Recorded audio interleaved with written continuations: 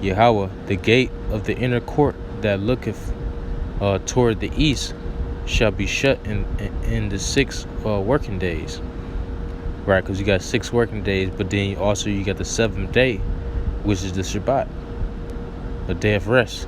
It says, but on the Sabbath it shall be open, and in the day of the new moon it shall be open, and the prince shall enter by the way of the porch of that gate without, and shall stand by the post of the gate, and the priest shall prepare his burnt offering and his peace offering, and he shall worship at the threshold of the gate. Now we know, sacrifices has been done away with. Like scriptures say, rough paraphrase, sacrificial laws, thou wouldest not.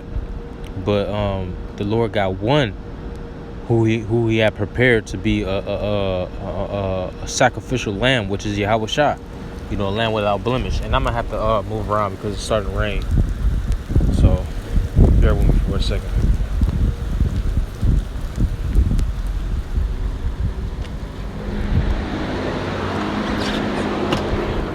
All right, it says just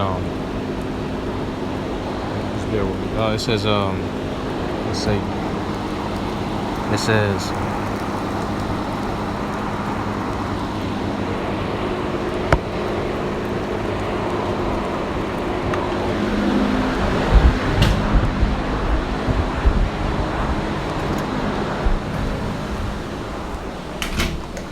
all right, that's better. All right, now it says, well, like I was saying, because once again, we ain't dealing with animal sacrifices no more, which, that was part of the law, but the Lord, once again, he prepared for himself a new sacrifice, which was Yahweh Shah, which was a part of doing away with that old covenant sacrifice, because Jake kept going off and even with those sacrifices of the animal sacrifice laws, Jake was going off with that. It was like he was getting too comfortable, and he was sinning more, but the Lord wasn't dealing with that, man. He offered his only begotten son, to be a lamb without blemish. Now it says, so with that being said, this new tabernacle, right, the third temple, it's it's a house of men, man. So now we are offering ourselves as living sacrifices, man. As our big brother Yahweh Shah did, man. So but the scriptures talk about how the Lord don't change, man. So when the Shabbat come in, the gates is still open, man. It says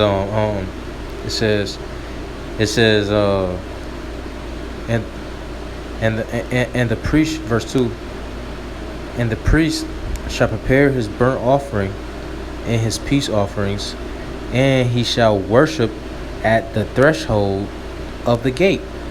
Then he shall go forth, but the gate shall not be shut until the evening, right? Because that's when the Shabbat ends. The Shabbat go from evening to evening. So if you got a Shabbat on a Thursday to a Friday, it's gonna be from Thursday evening, right?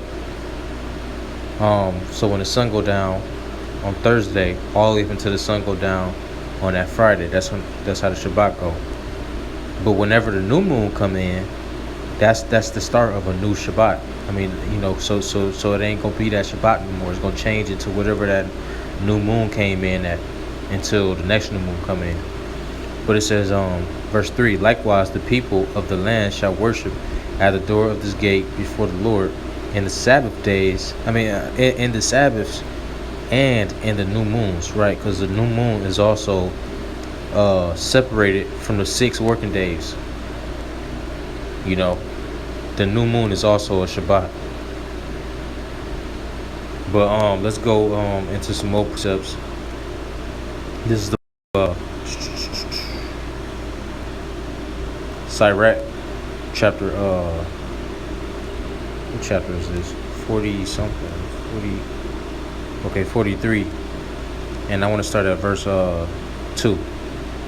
It says, "The sun, when it appeareth, declaring at his rising, a marvelous instrument, the work of the Most High. At noon it parcheth the country, and who can abide the burnt heat thereof?" Right. The closer you get to the sun, the hotter you gonna be. You ain't gonna survive. A mere human can't survive. Being even probably a million miles before the sun. You know, just going to show the glory before the Lord, man. You know, just goes to show how glorious His power is.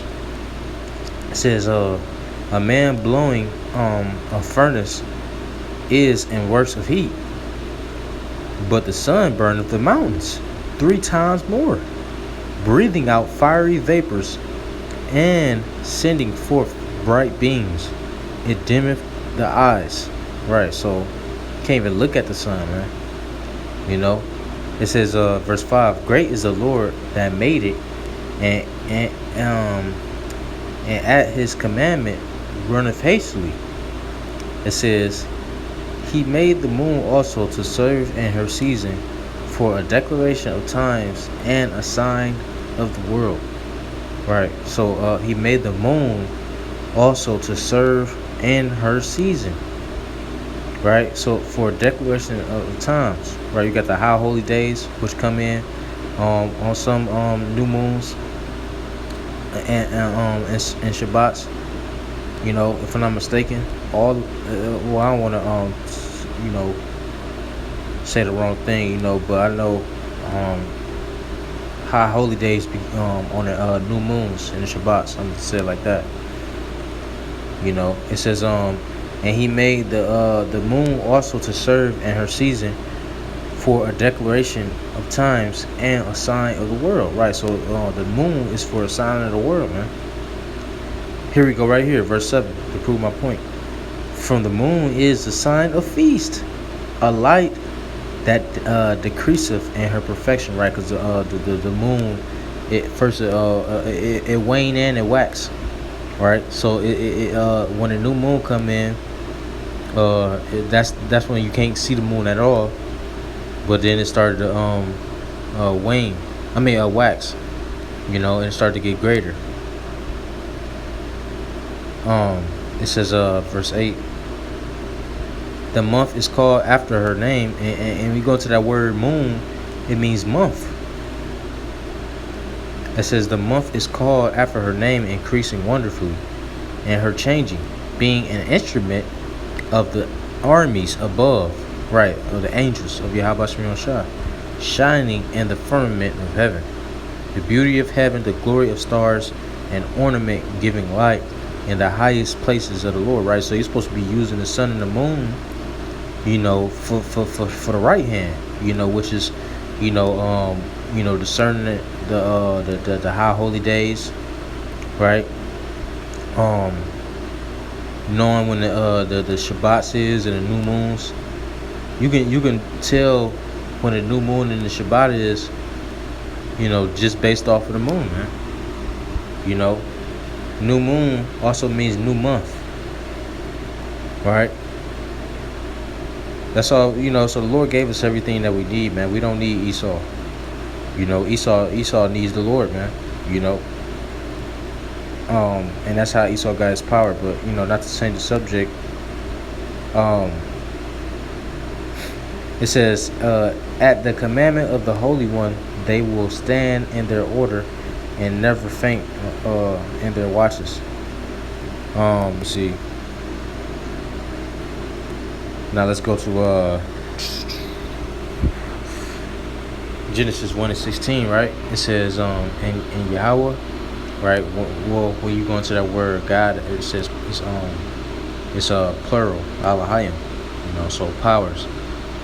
And powers made two great lights, the greater light to rule the day, and the lesser light to rule the night. He made the stars also, right? So the Lord made the greater light, and He made the lesser light, man. The greater light is the sun, which is very bright to the point where it's dangerous to even stare at the sun, and very hot, and it fills the the firmament with extreme light, man. Whatever side of the planet is shining on, and the moon is a lesser light to rule the night, but it's also a sign of times, to let you know exactly, once again when the Shabbat and the new moons is, man. But I'm gonna go ahead and end it right there. The water Yahweh Shem Shah, forgive me the spirit of this lesson. Lord's willing, this is edifying to an elect member. Until next time, I say Shalom, Kwan Asher Allah.